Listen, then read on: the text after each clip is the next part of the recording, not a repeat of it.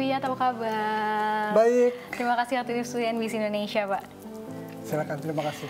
Ya pemirsa, untuk mengulas proyek MRT Jakarta lebih jauh lagi, saya sudah bersama dengan Direktur Utama dari PT MRT Jakarta Perseroda, Bapak Tuhiyat. Ya Pak Tuhiyat, langsung saja, saya sebagai pengguna aktif MRT ini saya amat penasaran. Sebetulnya sudah berapa besar persentase perkembangan pembangunan MRT 2A secara keseluruhan, khususnya di CP 201 dari stasiun Tamrin menuju Monas di MRT Jakarta hingga saat ini? Ya, terima kasih ya. Jadi bicara mengenai fase 2A, progresnya sekarang fase 2A itu adalah 6 km dari Bundaran HI sampai dengan kota. Ini terbagi pembangunannya 3 bagian atau 3 stage-nya. Bagian pertama itu kita namakan dengan contract package number 201 atau CP 201. Ini dari Bundaran HI sampai dengan Harmoni. Kemudian ada CP 202, itu dari Harmoni sampai dengan Mangga Besar, dan 203 dari Mangga Besar sampai dengan kota. Ya. Progresnya mungkin bisa kita lihat di sini. Jadi sampai dengan 25 Juni, CP 201 sudah 58,69%, 202 yang Harmoni Sawah Besar dan Mangga Besar ini 15,65, dan CP 203 Glodok Kota itu 37,97%. Itu progres fase 2A sampai dengan 25 Juni 2023. Average secara keseluruhan dari Bundaran HI sampai dengan kota itu 25%. Average, rata-rata. Baik Pak, ini kan memang adalah kawasan stasiun Monas begitu ya Pak. Ini sebetulnya apa saja sih fokus pembangunan di stasiun Monas? Nah, Monas ini sebetulnya salah satu stasiun paling ikonik di stasiun MRT Jakarta. Kenapa? Karena exit-nya, entrance-nya, exit dan masuk itu dia menghadap ke arah Monas. Ini untuk stasiun yang nomor 2. Kemudian ada entrance lagi, satunya lagi, itu adalah entrance nomor 1. Ini berada di Jalan Museum, itu depan kantor Kominfo. Ya. Di Monas itu hanya ada 2 entrance. Kenapa ada 2 entrance? Dan proses pembangunannya juga agak unik nih. Jadi proses pembangunannya di sini tuh menggunakan dengan namanya box jacking. Itu menggali itu dengan didorong. Oleh karena itu kalau kita lihat Sania di sana itu tidak ada traffic management, tidak ada. Kalau kita lihat kenapa? Karena di situ memang untuk kawasan istana dalam rangka untuk menerima tamu kenegaraan, sehingga proses pembangunannya juga spesial. Ya. Nah, apa yang dilakukan di sini sekarang progresnya itu yang dilakukan adalah membangun dinding-dinding untuk platform khususnya yang ada di entrance 1, yaitu di Jalan Museum.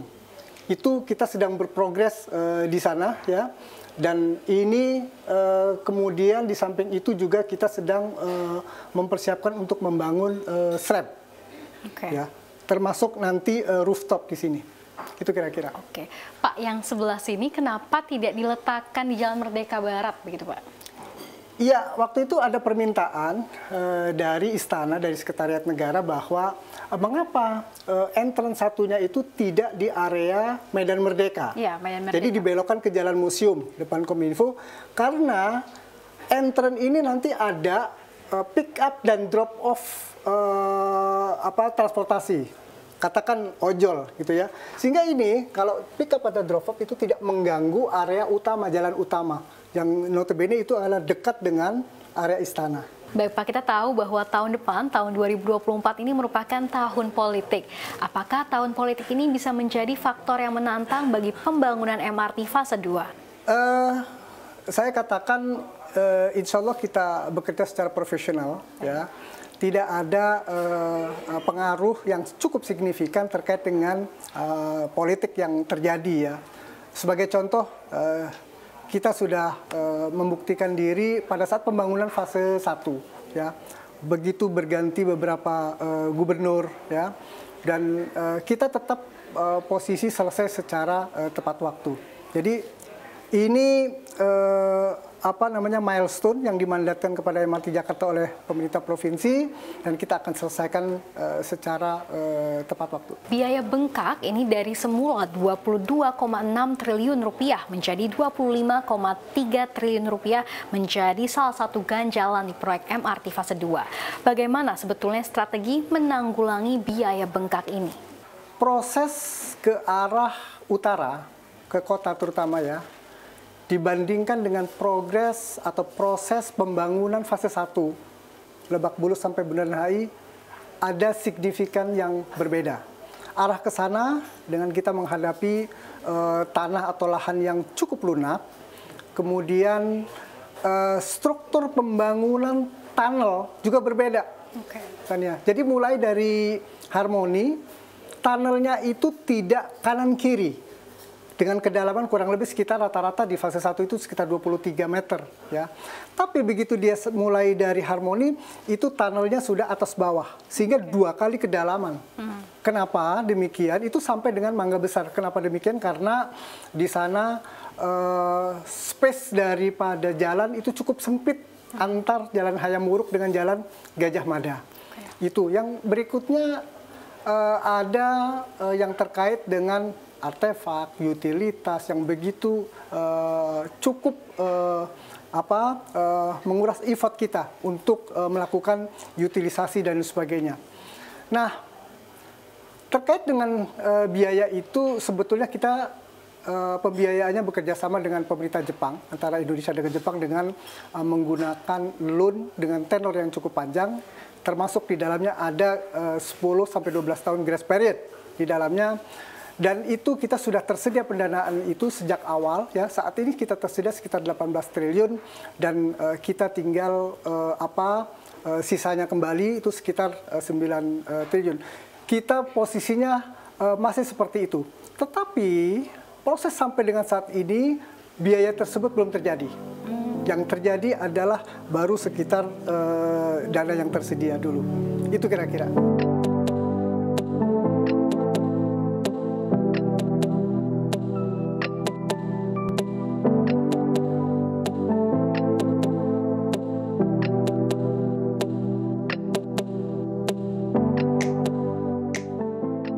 Pak, ini kan berbicara tentang pembiayaan dari proyek MRT. Pada bulan Mei yang lalu ini Presiden Joko Widodo sempat bertemu dengan Perdana Menteri Jepang Fumio Kishida pada KTT G7 di Hiroshima, Jepang pada bulan Mei silam. Ini apakah sempat menyinggung percepatan proyek MRT dan juga pembiayaan begitu? Saya kira di event-event seperti G7, G20, dan event-event lainnya, itu biasa terjadi setelah event ada pembicaraan bilateral, ya, bilateral meeting antar kedua pemimpin negara, itu biasa terjadi.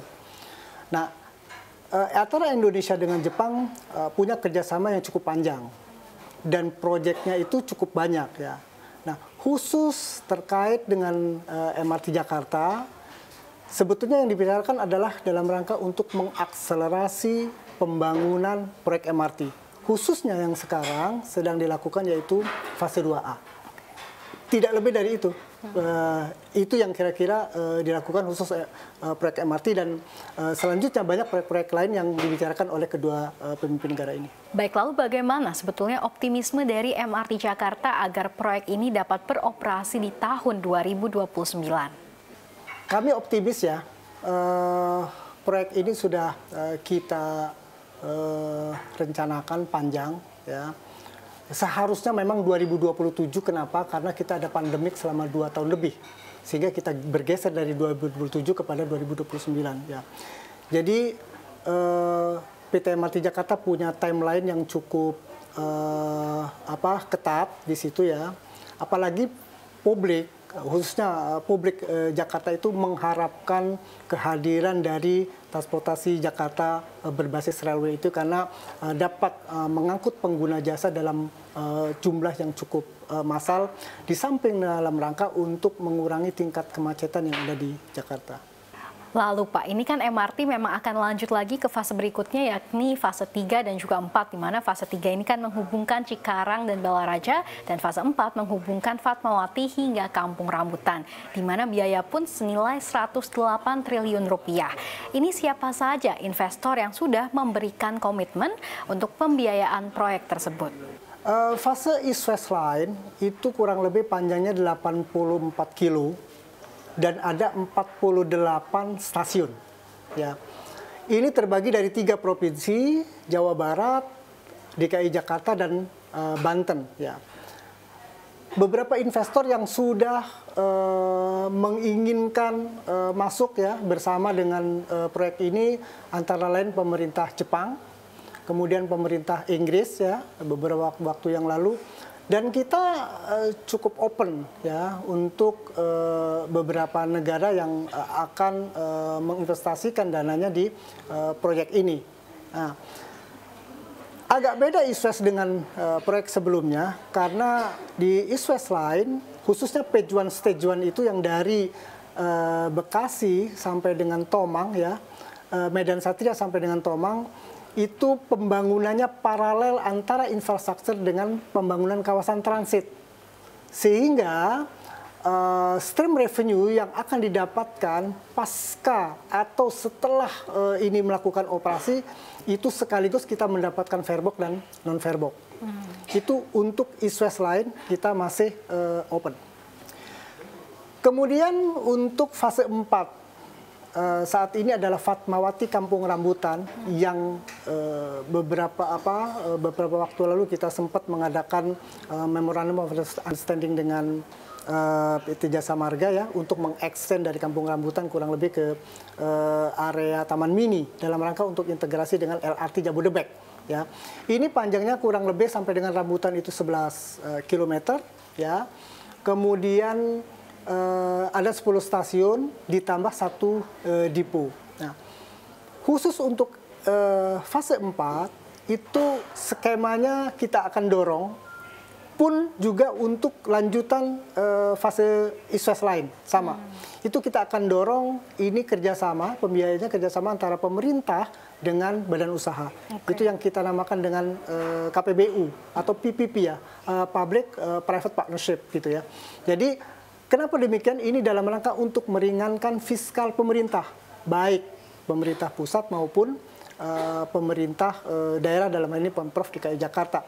Karena sebagaimana kita tahu ya, fase 1, fase 2 itu prosesnya adalah skema financingnya itu 495149 itu adalah rangka penerusan hibah, kemudian 51-nya itu adalah pinjaman dari Pemprov DKI Jakarta.